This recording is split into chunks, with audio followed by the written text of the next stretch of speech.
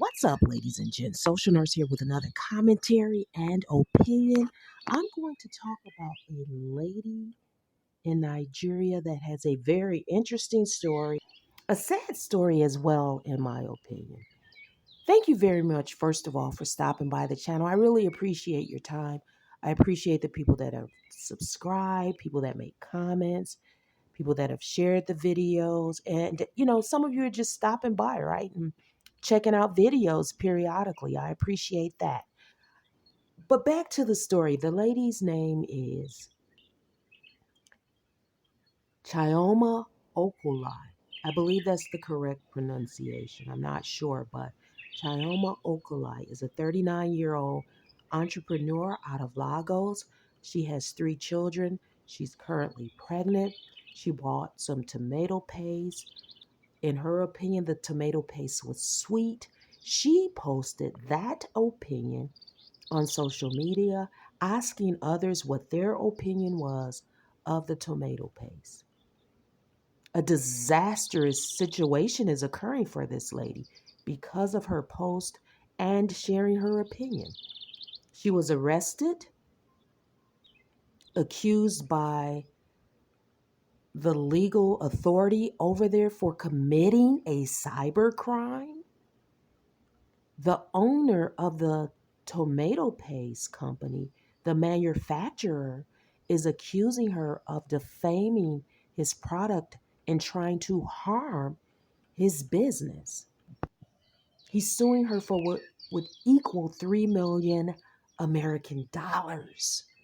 I think that this story is ridiculous, and it makes me understand even more why Nigerians flee from Nigeria, going all over the globe in every nation, right?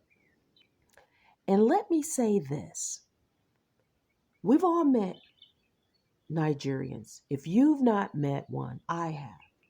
And once they are comfortable with you, they see that you're okay, you're just as okay as any other American, if you will.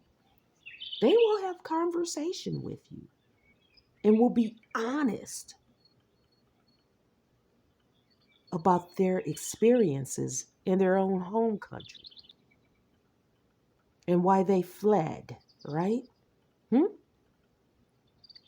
The sad thing about this is that this tomato paste story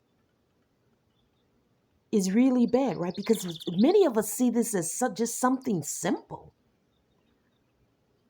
But in some of the other areas that aren't, cities like Lagos or other what would be considered a urban area or a city and not a village, right? In some of these villages in Nigeria, I just read the other day that over 100 females were taken from their learning institution. A ransom was requested, and these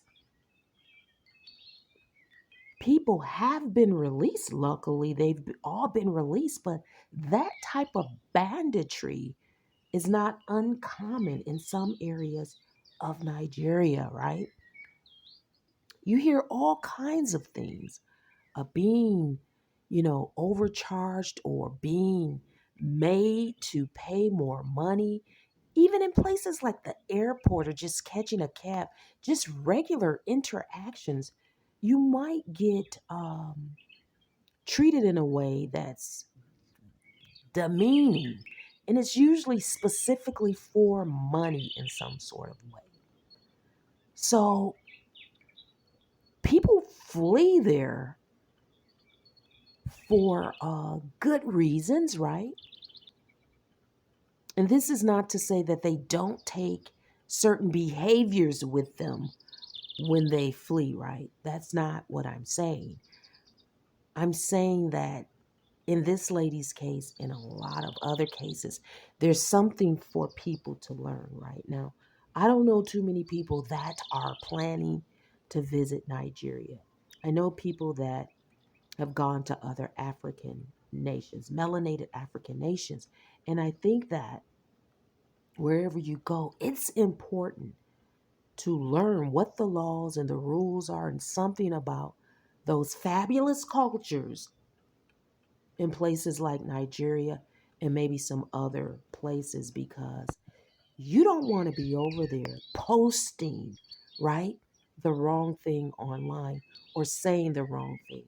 That would be considered just a frivolous uh, banter over here in the great old US of A. Now, with that said, a lot of times Nigerians are being asked to leave other nations or not to go over into other nations, right? I've read these articles, right? And I've seen these posts online from South Africans. I've seen Kenyans, right?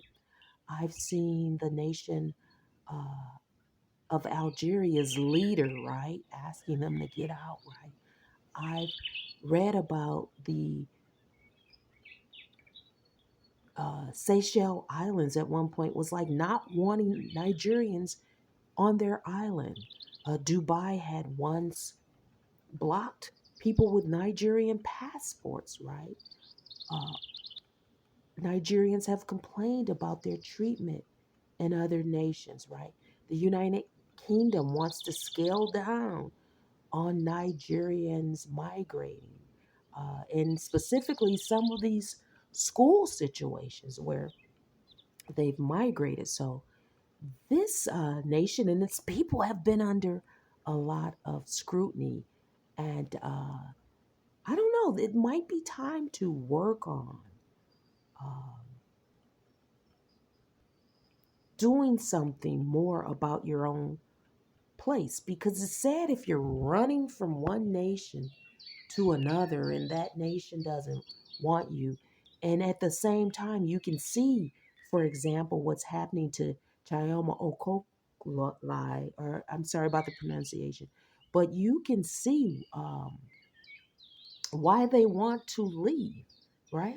You can see this is just a small thing, but there are many other situations where this manufacturer who's suing her could have used her opinion to perhaps create another tomato product in addition to this one, have two products, one sweet and one not so sweet, maybe. That's just an example.